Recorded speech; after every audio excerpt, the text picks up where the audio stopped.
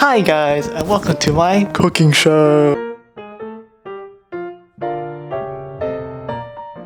I'm gonna cook something special for you guys, and it's called Donburi Teriyaki Chicken. So here's how I'm gonna do it.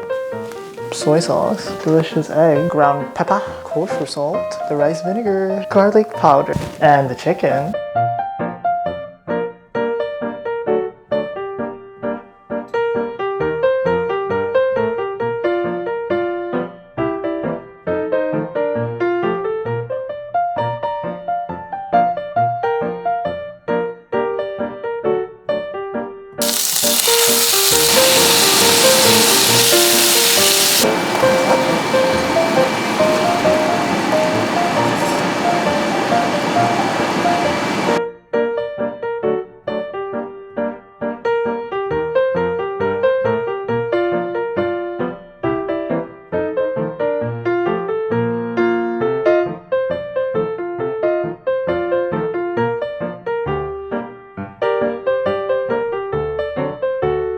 And there goes our teriyaki donburi chicken. And I'll see you guys in the next episode.